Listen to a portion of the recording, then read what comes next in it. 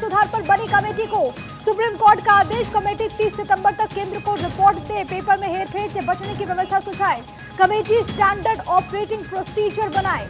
इस वक्त की बड़ी जानकारी, एग्जाम सेंटर की सीसीटीवी मॉनिटरिंग हो, पेपर को बंद वाहन में भेजने की व्यवस्था हो। सुप्रीम कोर्ट ने कहा कि पेपर लीक सिस्टमैटिक फेल्यूर नहीं है, पेपर लीक सिर्फ पटना हजारीबाग तक सीमित। सुप्रीम कोर्ट ने पेपर लीक पर एनटीए की आलोचना की। एनटीए को ऐसी लापरवाही से बचना चाहिए। एनटीए को कैंडिडेट की पहचान सुनिश्चित करनी चाहिए। जो भी मुद्दे उठे हैं उसे केंद्र सरकार जल्द सुलझाए। ये जजमेंट की कॉपी आपकी टीवी स्क्रीन पर। सुप्रीम कोर्ट ने नीट यूजी की दोबारा परीक्षा की मांग खारिज कर दी।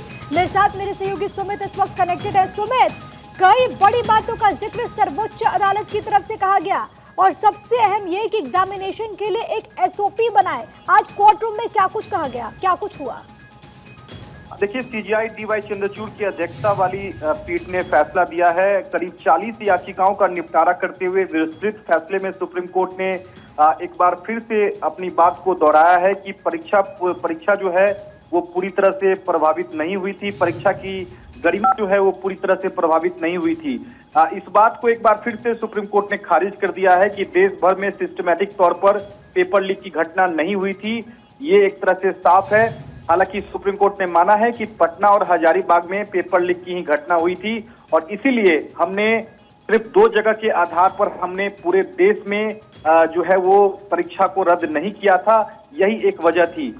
चूंकि सुप्रीम कोर्ट ने कहा है कि केंद्र सरकार ने कोर्ट को बताया था कि भविष्य में परीक्षा में इस तरह की गड़बड़ी को रोकने के लिए उसने इसरो के पूर्व चेयरमैन राधाकृष्णन की अध्यक्षता में एक कमेटी गठित की है। सुप्रीम कोर्ट ने आज इस कमेटी की रिपोर्ट तैयार करने के लिए 30 सितंबर यानी कि 30 सितंबर तक का वक्त केंद्र सरकार को सुप्रीम कोर्ट ने दिया है।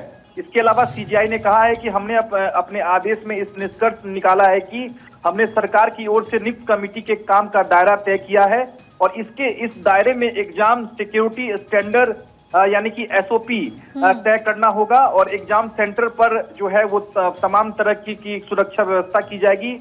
इतना ही नहीं, सीसीटीवी जो कैमरे हैं वो लगाए जाएंगे और परीक्षा केंद्रों पर सीसीटीवी कैमरे की मॉनिटरिंग होगी और भविष्य में जो परीक्षा की जो गड़बड़ी है उसकी पुनरावृत्ति, जिस तरह से हजारीबाग और पटना में जिस तरह से कथित पेपर लीक की घटना हुई है उस तरह की घटना भविष्य में ना हो, इसके लिए तमाम सुरक्षा जो है वो केंद्र सरकार जो है वो अपनाएगी। केंद्र सरकार ने भी सुप्रीम कोर्ट को आज आश्वासन दिया है कि सुप्रीम कोर्ट ने जो भी निर्देश आज जारी किए हैं उसका सख्ती से पालन किया जाएगा। तो निश्चित तौर पर जो देश में सवाल उठ रहे थे कि पूरे देश में सिस्टमैटिक तौर पर पेपर लीक की घटना हुई है, उस पर सुप्रीम कोर्ट ने कहीं ना कहीं विराम लगा दिया है। तो यही है कि तमाम सवालों के बीच जो 40 याचिका दायर की गई थी उसका निपटारा करते हुए सुप्रीम कोर्ट ने कह दिया कि दोबारा परीक्षा नहीं होगी, क्योंकि ये वो व्यापक स्तर पर नहीं हुआ, सिर्फ कुछ राज्यों तक, कुछ शहरों तक, पटना और हजारीबाग तक ही सीमित था।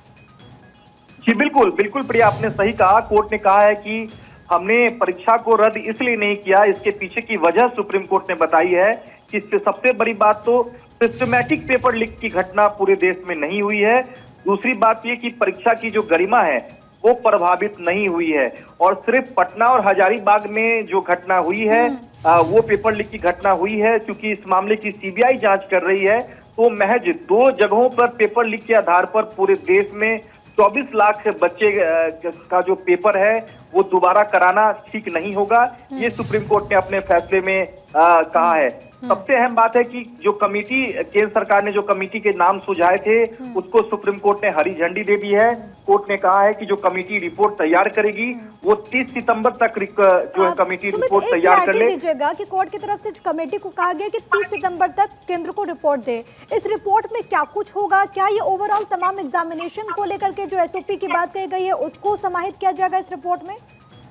बिल्कुल प्रिया, देखिए भविष्य में इस तरह की घटना ना हो, यानी कि भविष्य में पेपर लीक की घटना दोबारा ना हो, इसके लिए तमाम तरह की जो कवायदें हैं वो कमेटी अपनी रिपोर्ट में जो है केंद्र सरकार को सुझाएगी और उस कमेटी की जो रिपोर्ट होगी उसको केंद्र सरकार इम्प्लीमेंट करेगी। जिसमें सबसे अहम बात है कि जो है एसओपी जो है वो एक तरह से कमेटी तैयार करेगी। जो तमाम जो सेंटर्स होंगे, एग्जामिनेशन सेंटर, उसमें सीसीटीवी कैमरे की मॉनिटरिंग किस तरह से की जाए, इसकी भी जो कमेटी जो है वो नाम जो है वो सुझाएगी। वो तमाम जो सुझाव है वो कमेटी केंद्र सरकार को देगी। तो कुल मिलाकर हम ये जो जरूर कह सकते हैं कि कमेटी जो है भविष्य में इस तरह की घटना ना हो, इसके लिए तमाम कवायदें करेंगी और इसको लेकर एक रिपोर्ट केंद्र सरकार को देगी, जो कि 30 सितंबर तक जो है वो सुप्रीम कोर्ट ने गाइडलाइन तय की है।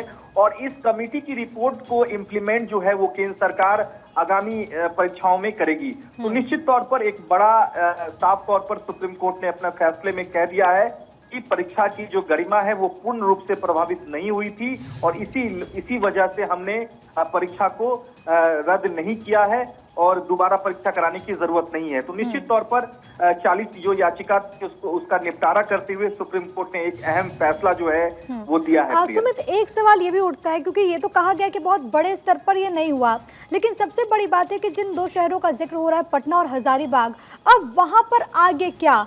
नीट यूजी परीक्षा का ये पूरा मामला था सरकार की तरफ से। दोबारा से हमने देखा कि रिजल्ट आउट भी किया गया सेंटर्स के साथ। उसके बाद हमने ये भी देखा कि किस तरीके से जो तमाम बच्चों को जो ग्रेड को लेकर के सवाल उठे थे, ग्रेड मार्क्स को लेकर के, उसको रद्द भी कर दिया गया था। लेकिन अब इन दोनों शहरों के लिए क्या क्या, इसको लेकर के कोई तस्वीर अभी स्पष्ट है? दूसरा सवाल ये, क्योंकि काउंसलिंग भी अब शुरू होने वाली है, तो वो व्यवस्था भी पूरी तरीके से अब अपने आगे बढ़ेगी? बिल्कुल बिल्कुल सही सवाल किया आपने प्रिया। सीजीआई ने इसी बात पर कहा कि लीक का जो असर है वो हजारीबाग और पटना तक ही सीमित रहा है। हमने ढांचागत जो खामियां हैं उसको ध्यान जो है वो केंद्र सरकार को दिला दिया है। एनटीए को आगे के लिए ध्यान रखना चाहिए